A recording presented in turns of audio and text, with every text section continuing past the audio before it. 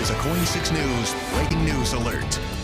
And our breaking news at 5 o'clock, a shooting outside a Portland preschool. This happened around noon on Southwest Capitol Highway near Beaverton-Hillsdale Highway. Let's get right to Joey Vaca, who is live on the scene. You've been there for hours. What's the latest out there, Joey?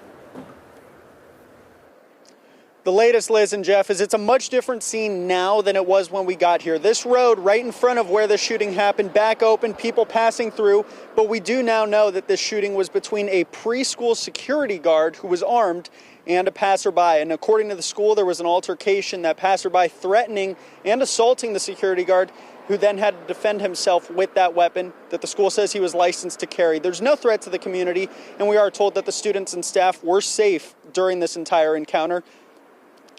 Portland police responded to reports of a shooting just before noon, and officers arrived to find one man shot in the parking lot adjacent to the preschool. So it didn't happen at the preschool. It was the parking lot right next to it at the Fano Creek Medical Clinic. But police say the person who shot him, that armed security guard. The school issued a statement saying that assault happened against the security guard. He was then forced to use that weapon to defend himself. The director of the medical clinic next door tells us that he actually ran out to the parking lot where he saw the man on the ground with a gunshot wound in his chest. And I want to warn you, his description of that encounter is graphic.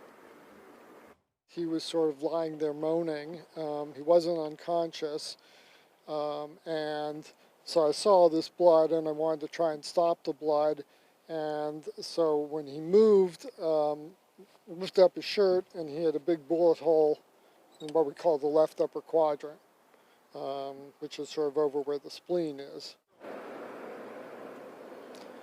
Cooley says he put pressure on the wound to stop the bleeding until paramedics arrived. They took the man to the hospital where he underwent surgery and is now in the ICU. Police say the students at the school were not exposed to the shooting. We don't know, though, if the school went on lockdown.